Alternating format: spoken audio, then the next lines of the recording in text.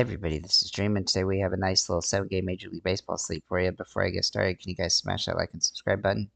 Let's look at the weather here. We do have some concern in Atlanta, but it looks like it'll likely play. It did end up playing yesterday, so I don't think it will get rained out, but definitely some concern there with the weather from the hurricane. Other than that, all the games look pretty good weather-wise, so I don't think there's too much issue. Most of the games are not, on the East Coast, so that definitely benefits the slate. We do have a game in Colorado between the Dodgers and Colorado, so to keep that in mind. Obviously, that can be a difficult game to deal with there, but overall, I think that the Dodgers, Arizona, and uh, and San Diego are probably the top stacks of the slate. So let's go ahead and get into our pitching. So we do have some pitchers that look decent today. First being Andrew Heaney for Texas against the Angels. He's had some ups and downs throughout the season, but he does look solid today with the decent strikeout potential. He's had good games and bad games lately, so he's definitely up and down, but he's one of the better options on the slate, and he's going to be high ownership, so he's definitely somewhat chalky, but he is capable of a solid opportunity. Looking at Yamamoto for the Dodgers, he's also been decent this season. Now, he has a tougher match against being this game's in Colorado, but I do think he's good enough to be capable here. The question is he going to go enough innings? I know that they haven't had him go super amount of innings because he's been somewhat wild at times, but he's definitely capable of a big game. In this matchup in Colorado doesn't look all that well, even though they're at home. So he is definitely an interesting position play, though he's not an ideal play. So there's really no super ideal plays at this position today. Zebby Matthews looks kind of like a good value play for Minnesota, though he has a tough match against Baltimore. He is capable of a 15 to 20 fantasy point game today, so he's definitely worth a look there. He also helps you pay up other positions. Looking at Suarez for Baltimore against Minnesota, very similar position here for him as Zebby, as I think this game's going to be low scoring. It's just a matter of which pitcher comes out on top will do better. But I do think they both have that 15 to 20 fantasy point ability. Then two or boom or bust plays would be Estes for Oakland and then Emerson Hancock for Seattle. Those six players I mentioned are going to be the highest ownership position plays at pitcher, and really there's just not much to like in general there. So I think Heaney is probably the most obvious option on this slate so far. Looking at the catchers here, Will Smith and William Contreras both jump off the page of top plays. I do think Will Smith's in a good situation here against the Dodgers, being this, or against the Colorado Rockies, being this at Colorado. And yesterday, the Dodgers, you know, were projected to do well as well. So I think that he's in a good spot, though, as one of the better plays, though he's just very expensive. William Contreras, meanwhile, $5,000. Also pretty expensive today, but he has hit the ball well against the Mets this season. He had a really good game yesterday with 14 fantasy points, so I think he's definitely capable of another one. The ownership here will go to Will Smith, Cal Raleigh, and Jonah Heim, though, and those two guys are kind of good value plays, but they're somewhat contrarian from a fantasy perspective. Looking at first base, Otani has been absolutely insane. His price point continues to get more insane. The Dodgers dominated Colorado yesterday. He had a home run and a stolen base. He scored 38 fantasy points, had 4 hits. That's just crazy. He's been doing that kind of stuff, and his price actually went up as a result, which is even crazier, being that he's over $8,000, which I've never seen before. So, but he's just been on a tear.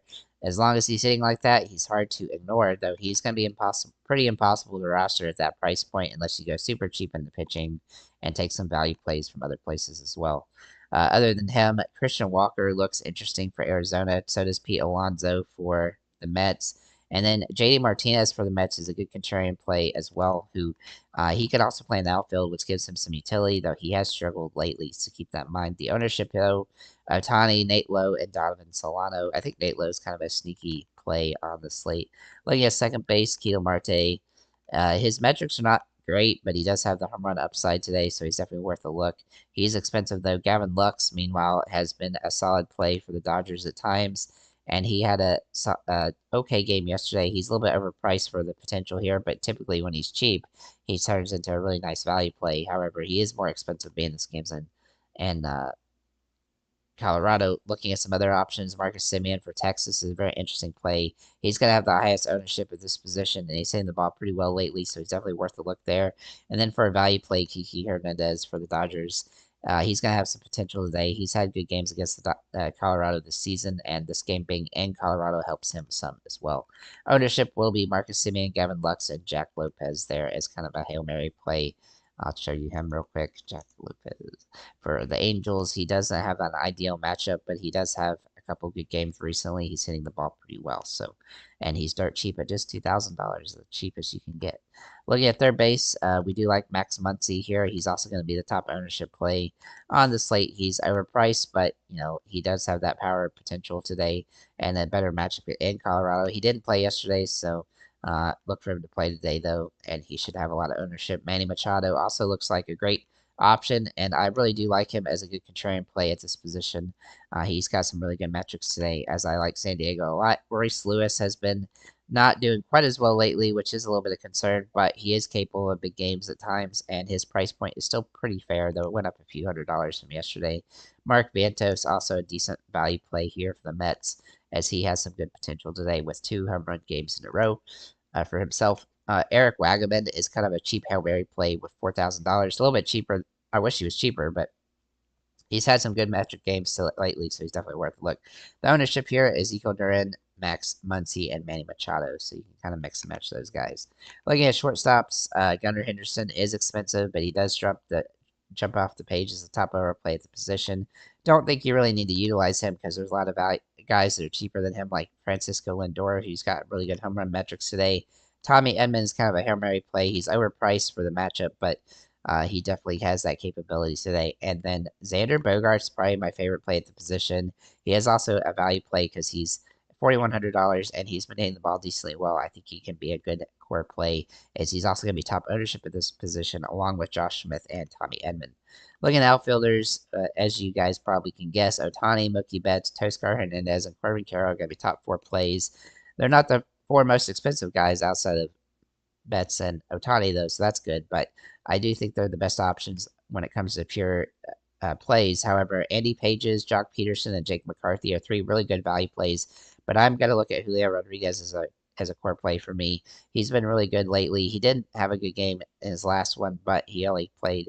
He only had a strikeout, so I think he hit the ball 3 times at least to give them some position. But Seattle didn't do much. I look for him to kind of bounce back and have a potential home run today, as the metrics are really good.